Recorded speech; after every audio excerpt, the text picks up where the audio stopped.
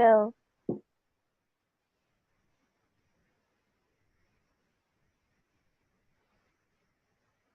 I'll go. Sorry. Hi, everybody. My name is Chris Smithmeyer. I am the author of the Red, White, and Blue Deal, Volume 2. And I understand that it's the NRN Book of the Month, which is really exciting as the author. And tonight I'm here to talk to you a little bit about what the book's about, what our country is about, and why talking about this stuff is so important. Now, when I wrote the book, there was no way I could imagine what was going to go on in the world this year, because we were so engrossed in talking about the Green New Deal and what the Democrats were going to do with their landslide victory, which really wasn't a landslide victory. It just barely broke the borderline. And what we saw was a very interesting situation at the beginning of the year where the whole country fell apart and all these crazy things started happening. We had almost went to war with Iran, Epstein not killing himself, the bushfires down in Australia, COVID, the murder hornets, the economy collapsing and then bouncing right back.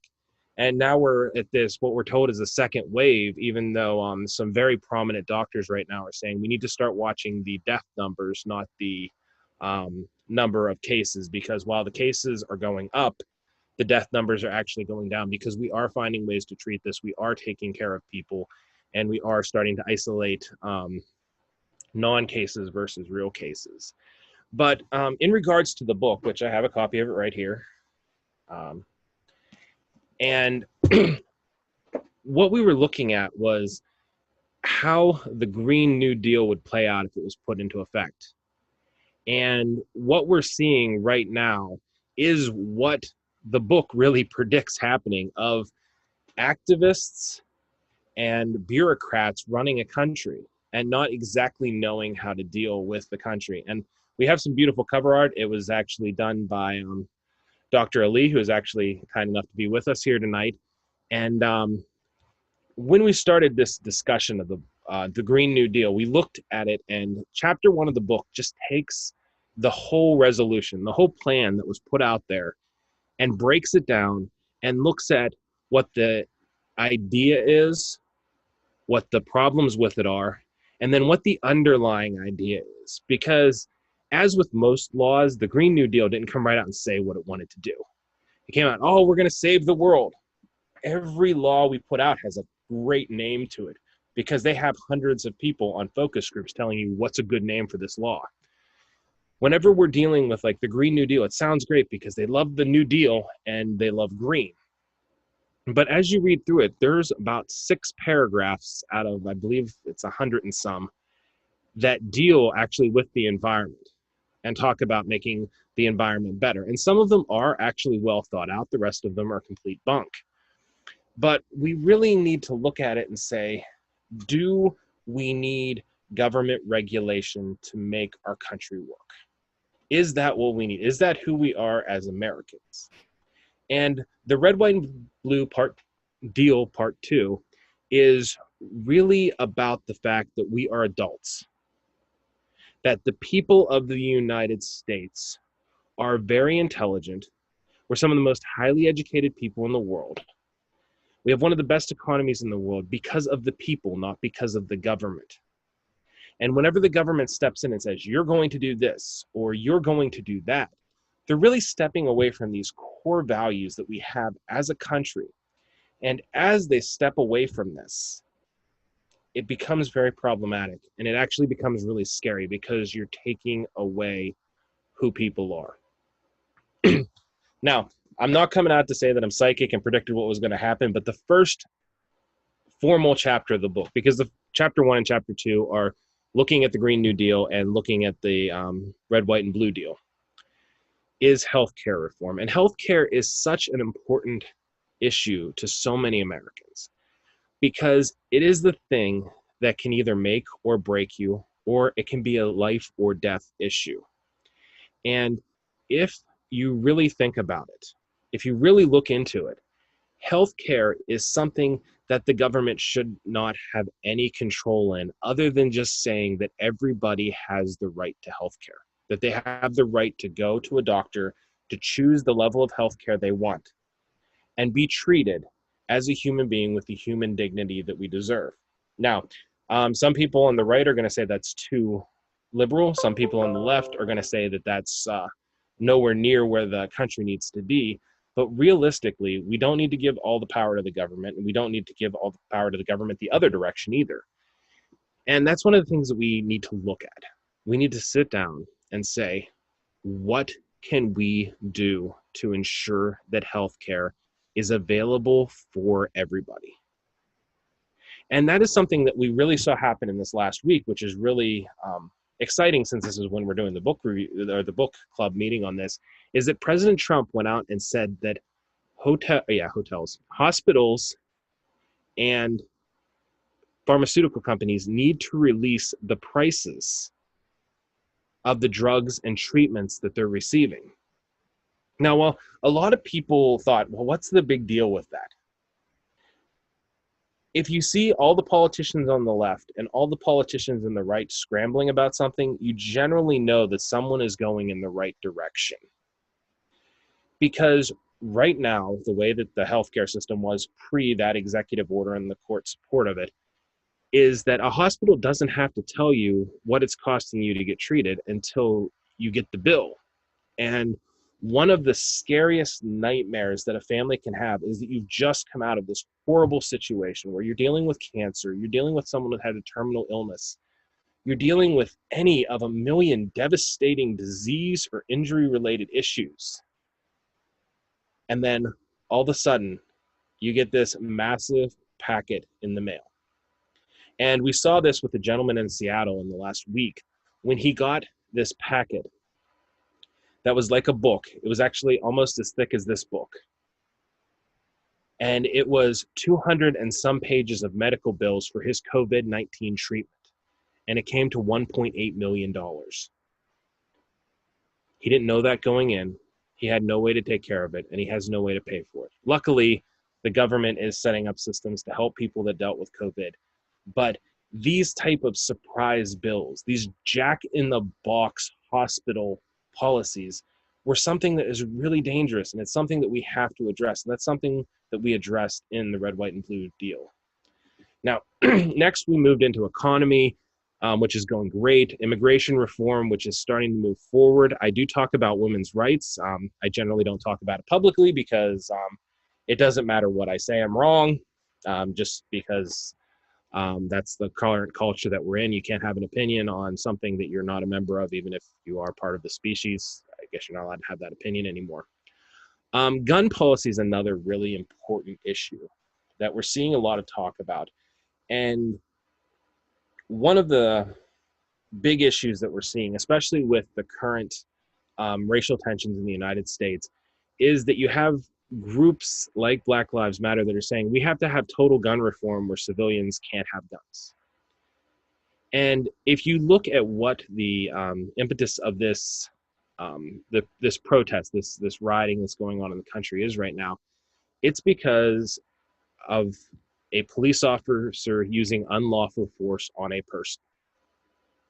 And he didn't deserve to die. He shouldn't have deserved there. But he had no way to defend himself.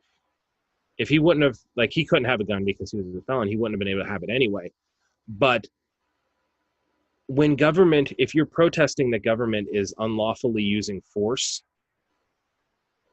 and you're saying that you want to take away your only way to defend against that force, it's a very scary principle. And that's what Black Lives Matter is asking for. That's what Antifa is asking for. And that was what the Green New Deal was after too. And it's one of those things, we have to stand firm on our gun policy, that each person that has not been convicted of a crime and not deemed mentally competent, not mentally incompetent, should be allowed to own a firearm. Because that is your right, and there's nothing in the Constitution about age, there's nothing in the Constitution about sex, race, any of that stuff. It is a human right, unless by due process you have had that right taken away. And the only current ways you can have that right taken away properly under the Constitution is through being convicted of a felony or being deemed mentally incompetent because of a mental disorder. So that's a super big issue that we have to look at and we have to be willing to talk about and actually have the difficult conversations on. Another big issue that we need to look at is the international affairs aspect of what we're doing. Our country has got to have the most insane international policy of any country that has ever existed. We have people screaming about tearing our borders down, being a borderless society, letting anybody come in, letting countries send anybody they want to us, the criminals, problem. And whenever we look at what the image on the Statue of Liberty, that's what everybody sees, is send us your foreign huddling masses. The United States still welcomes those people, the people that come legally, the people that need asylum. They make it out like President Trump is telling you, you're not allowed to come here. We don't want you here. And that's not the case. It's just saying, we want you to come the right way. We want you to come through the asylum process at the embassies and at the consulates. We want you to come across at border checkpoints, not at illegal border crossings. Because those people that are coming across at illegal border crossings are paying criminals to get them across.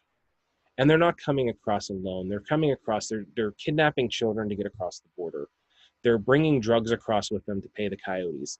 These things are really scary. And another scary thing about our international affairs is we are giving money to countries that hate us. Pakistan does not like the United States. Pakistan has never really liked the United States. Yet we keep funding them with guns, with the technology to make their nuclear weapons program, which Pakistan is a nuclear power. I believe they have 6 or 10 nuclear weapons, and firearms and money that they're just channeling into different activist groups over there. Some of them terrorist groups, some of them just local activist groups. This is a bad policy. If a country does not like the United States, we should not be giving them money. We give money to China. China owns most of our debt. Why are we giving them money, not paying it against our debt? It just doesn't make sense of what we're doing. And one of the things we need to talk about is that international policy. A part of the book that is going to drive libertarians crazy and possibly get supports from conservatives, especially economic conservatives that really understand how economics works, is looking at income distribution. And pardon me, income distribution, especially the wage gap in the United States, is very dangerous. Now, I'm not talking about the male-female wage gap. I'm not talking about racial wage gap. I'm talking about the extremely high wage gap versus the extremely low wage gap. And one of the biggest things, one of the hottest topics right now, because this is one of the things that the protesters are riled up about, is the minimum wage. Why we should increase the minimum wage. Why we should pay more people at entry-level jobs more. And if you have a basic grasp of economics, a basic understanding of how monetary policy works, raising the minimum wage puts more people into poverty than any other practice you can have other than extreme quantitative easing. Because whenever a person gets a wage increase, it's not just the lowest level people that get the wage increase. Everybody gets a wage increase because nobody wants to lose the little bit of advantage they have. Whenever that happens, prices have to go up. When prices go up, people need more money, and you actually end up with a little bit less money because people build their profit lines into it. So what we really need to talk about is the maximum wage and the top level wage. And this is where conservatives go nuts. They go, what? We can't talk about, you have to be able to make as much money as you want. I'm okay with that. I'm completely okay with that. But I want to go back to a Reagan-style tax system. Early Reagan, not late Reagan. If you look into Reagan's early tax policy and where it is, the top income tax rate was 90%. Now, I don't want to go that high. I don't want to go the whole way up to 90%. That's crazy. That was a crazy number. But whenever people are making more than $5-10 million a year, that's whenever we end up seeing the inflation. Because there's natural inflation there, because then they're taking that money and putting it into different things. Now, some of them invest it. That's great. Some athletes blow it at the strip club. You saw a certain boxer after he won a big fight throwing money down on the Las Vegas Strip. That destabilizes the economy whenever the money is held in small areas like that. That's why antitrust laws are such a big deal, and why Amazon is such a threat to the global economy, is because of those economic practices. Now, to be fair, Amazon does have good financial policy. The way they manage things, they're a threat because they could do things, not because they do things. So there's no reason to take their money away. But whenever we're talking about the people that don't really contribute to society, celebrities, athletes, that are making these ridiculous amounts of money, and it becomes a cylindrical effect where they're being dumped into politicians' pockets, so it's corrupting the system. It's a huge mess, but income distribution is important. The reason that it's a chapter in the book is, of course, because we're countering AOC's plans for income redistribution, where it's taking money off of people and giving it to other people, which is just as bad as the current system. But it's something that we need to look at. We need to look at a reasonable sales-based tax. Neil Bork's fair tax was a great example of it, but it's seemingly lost out of the national lexicon right now. And also a graduated income tax that keeps the wage gap from being 20,000 to 1 and gets it down to about 200 to 1, which is a reasonable wage gap, as opposed to what we have now, where the poorest people are living on about $7,000 a year, where the most wealthy people are crossing, I believe, $56 billion last year.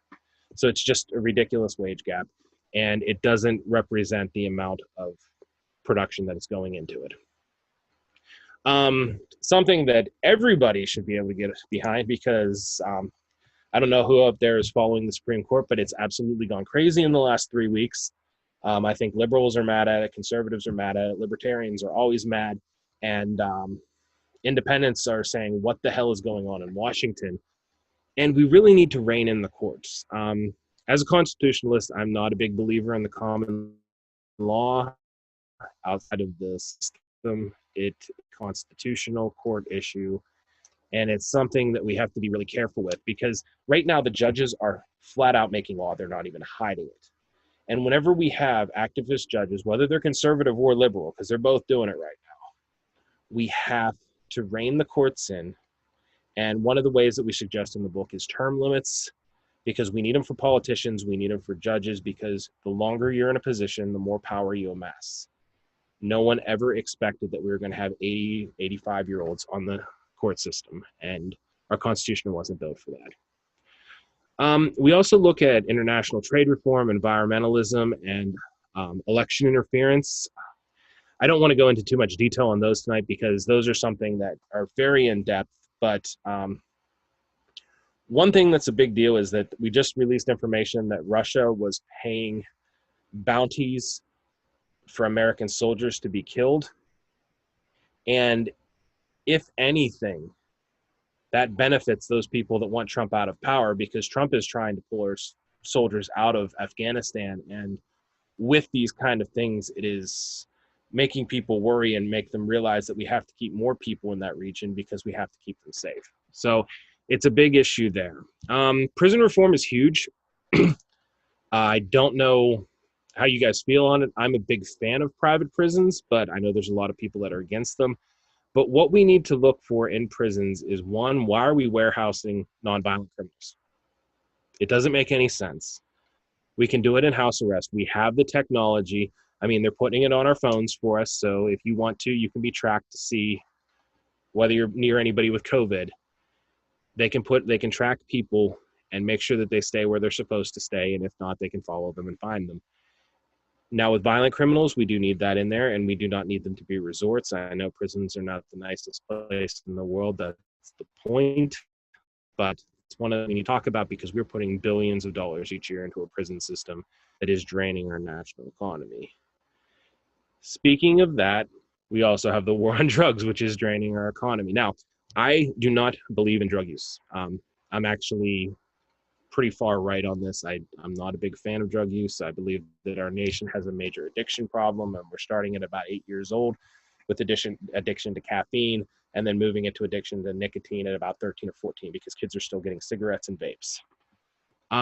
We really need to look at our war on drugs. The way we're doing it doesn't work. Just say no was a dumb policy when it started, and that's basically what all of our policies have been built off of. The things that have worked the best are the shock-based campaigns where you actually show students what happens. Now they have to be old enough to comprehend, like 15, 16-year-olds. You can't be like 8 or 9 years old because then you're just scaring kids. So we need to look at that. That's something we talk about. As a lawyer, having 3 law degrees, tort and judiciary reform is huge. It can't be a tool just to destroy industry and rebuild industry. It's just something that we need to deal with, and we need to be careful with it. Voter reform is also a very, very important issue, and it's very near and dear to my heart because when I ran for state senate in Florida in 2012, there was a lot of problems that you saw going on that you couldn't do anything about. And one of the biggest problems was that we don't have voter ID. You need IDs, and I'm sure if you're listening to this, you're probably seeing the chart where everything you need IDs for, and then the things that you don't need IDs for. And they say, well, poor people can't afford IDs, but you need your ID to get your welfare. If they can get it for welfare, why can't they get it for voting? And I'm also a big fan of giving people free IDs so that they can have voter ID. But there's a lot of stuff to do with voter reform. There's a lot of things that we need to do with politicians that are caught cheating, because what happens when they're caught cheating? They just run for a different office the next year and get away with it.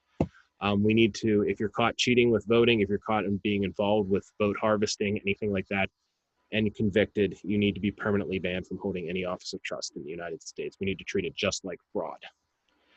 Moving on to Social Security and pensions.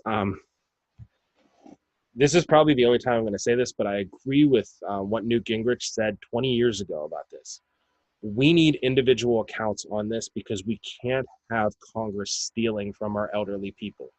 It's just something we can't have happen, because if there's a pot of money in Washington, D.C., someone's going to find a way to steal from it. And we need to be careful with that we need to put this in a system where people are protected and can be assured that their money is going to be present. Education reform, as a professor, I'm a big believer in that. Politics has no business in the classroom outside of criminal justice and political science and history. It's important in history too. But all these other classes where it's being shoehorned in, it needs to be kept out, and it needs to be kept out of everything but civics in high school. And we need to have more civics, but we also need to have standardization away from these tests and Common Core, where there's standard curriculums that schools need to teach: reading, writing, arithmetic, technology, those type of things. And then everything else is an add-on, not the other way around where we're teaching art, music, gym, and teaching kids those are the only way to get out of your communities by being a singer, a football player, or something like that, where you teach kids about the jobs they can get, not the jobs that just adults dream about. And it's really important that we do that. We need to let the schools have enough control over what they're teaching. As long as they're teaching those core elements, they can expand in the direction of what the community allows for, as opposed to being told everything from New York and Los Angeles. Welfare reform is important, as I'm sure you guys have all heard. It needs to be a hand up, not a handout. We need to make sure that we're building a better system to get people jobs, and that includes free training for welfare recipients to get them ready to go back to work and get back on their feet. If the school system failed somebody, you cannot just expect them to get back on their feet as an adult with no help. If we get people GEDs, if we get people into community colleges and reform the community college system so that it is low cost or free, which is what Florida's doing, it gives people a chance to better their lives. It gives them a chance to learn their skills. And we need to move that into beginning level trade schools, beginning level university systems, and of course, the junior colleges and community colleges. I'm going to skip chapter 22 because I'm going to come back to that because it's probably the biggest issue right now. We also need to have a serious national talk about California, Illinois, New York, Florida, Texas, and Pennsylvania. When any state has 10 times the electoral votes of any other state, we're outside of what the founding fathers were looking at.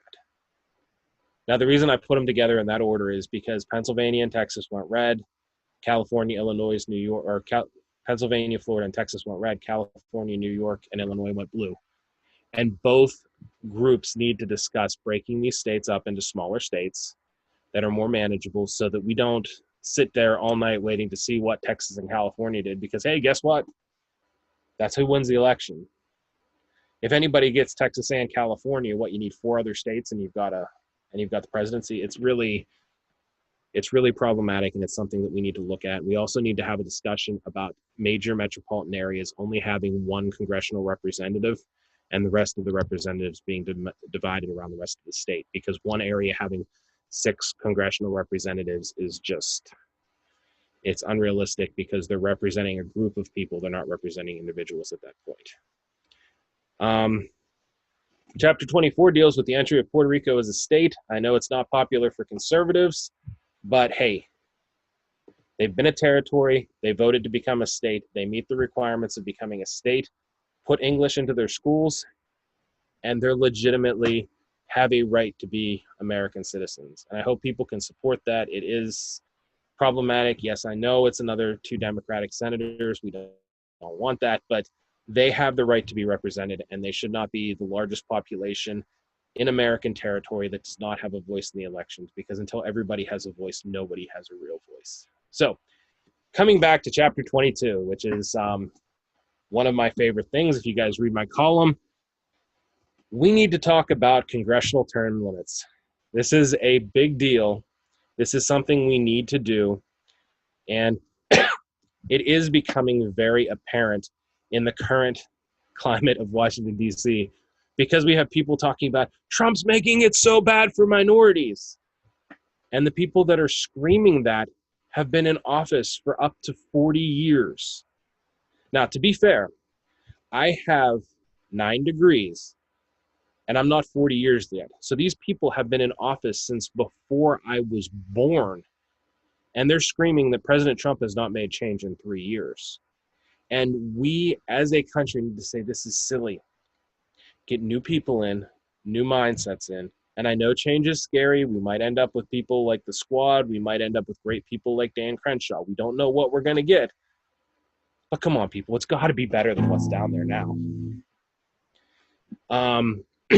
So, and another thing is we need to look at term limits for public service, because Comey and Clapper have shown that when people are in Washington too long, whether they're elected or whether they're appointed, and I'm going to throw Fauci on that list too, they get too much power, they get too much influence, and they quit caring about the people they're supposed to be representing. They start caring about these careers that they've cultivated. So I hope that you guys will take the time and check out the book. It's an easy read. I use big text because I know a lot of our readers are a little bit older, and I read a lot and I like big text. So it's 500 pages. You get your money's worth. You can get it on Amazon. You can get it on Elite Exclusivity's website. And if you get a chance to read it, if you like it, let me know what you think about it. If you hate it, send your complaints to Capitol Hill, because this is the country that we're built on. So to conclude, the reason it's called the Red, White, and Blue Deal Part 2 is because our country was founded on the original Red, White, and Blue Deal. And that's the Constitution of the United States. And everything in this book is supporting constitutional values as written from a structuralist point of view. So thank you very much. I want to thank Theory for having me tonight. And I hope you guys read, and remember, regardless of what you read, regardless of what you debate on Facebook, regardless of what social media platform you're on, the most important button you're going to push every year is that little red button that says vote, and make sure that your vote counts. So thank you very much from all of us at NRN. Please have a wonderful week and a wonderful 4th of July.